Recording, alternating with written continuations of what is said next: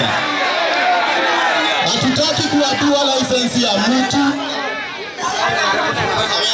Enda bari wewe. Microphone sio yako.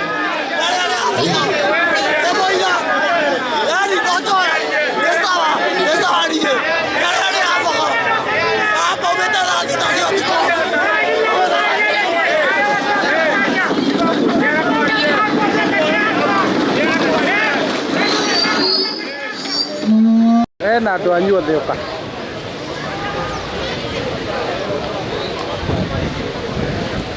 sawa nĩkĩ gwathiĩ mũrethamba tuma mũcemanio wa andũ a biacara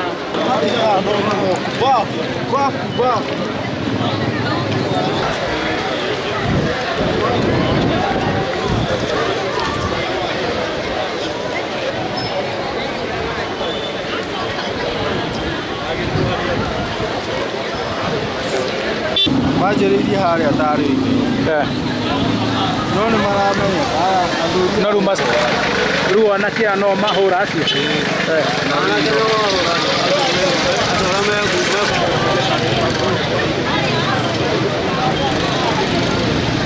tũgwĩka mũcemanio nĩ ũgwĩkwo tũtigĩirwo koguo Ũndũ ona bangi nĩ tũramenya mamenya ũrĩa tigũkĩaria ĩno nĩ media tũrothe raiga handũ hora tũiga atĩrĩrĩ gĩtunga nĩ ithuĩ tũrenda na tũrenda nataka kuambia vile tutafanya kabla tupatie yule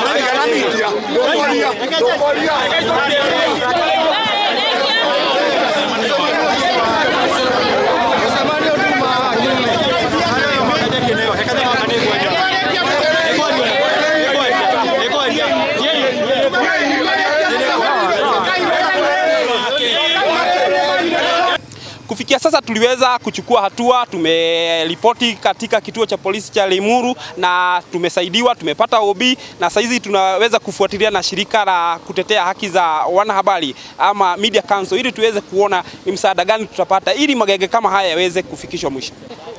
Ni siku gumu sana kwetu kama wanahabari katika kaunti ya Kiambu ambapo tuliweza kuvamiwa katika mkutano wa wafanyabiashara hapa Limuru na magenge ya vijana ambao wanaonekana lengo lao lilikuwa wanahabari, na wakati walivuruga huo mkutano walikuwa na sewage ambao wamechanganya na oil, na wakati wa kujikinga diposa waliweza kufaulu kuharibu kamera ya mwandishi mmoja wa habari, wakaweza kupora kamera nyingine wakapotea nayo, na waandishi wengine wa habari wakaweza kuporwa pesa, wallet na vitu vingine.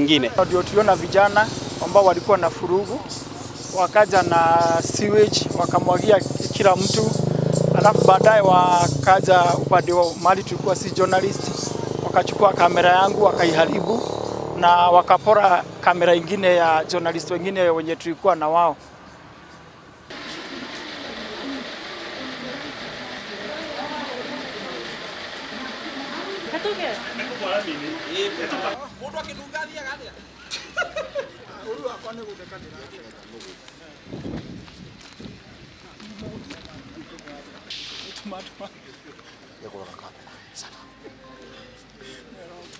Ndio mwingine akakuja akaniuliza ninachukua picha nini? Hata mimi niko mkutano na wafanyabiashara. Ndio mwingine akaniteka nikaanguka. Wako suppose washiko unajua mambo ikiendelea hii kitu. Tumefanyika hapa Limuru, watu wa Limuru wamekuwa hapa ili waweze kuzungumza mambo yao vile biashara zao zitaweza kuendelea. Lakini gavana wa Matangi kupitia goons wale watu ambao wanalipwa 200 wamekuja hapa na wameharibu mkutano ya wananchi. Nataka kusema hivi, ninakubaliana na wana biashara wa Limuru, hakuna kulipa kodi mpaka uamuzi wa koti utolewe. Licenses za biashara mpaka tukae chini na county government tusikizane. We know it is 50%, ndio tuliambiwa na gavana wetu, na tunaomba kuliko kutumiwa mikora wakuje kuharibu mkutano. The governor and his office should sit down with the traders. We don't want to be intimidated kwa sababu sisi ndio tuliwapatia kura. Hawakuwa invited, sababu yetu ilikuwa tuwapatie petition yenye wanabiashara wangesikizana. Mkutano ulikuwa wa wanabiashara wenye walikuwa na ghadhabu. Na mkaribisha, na tulikuwa tumeongea na hao wakalete MCA ofisi zote mpaka minister, na sisi hatukuwa tumewaita. Tulikuwa tunaongea habari ya license, na tumesema hakuna mtu hata mmoja atalipa license. Tuko na court order. Kwa hivyo mtu asikuje kuharasi nyinyi. Akiharasi nyinyi, mnajua vile mtatupata.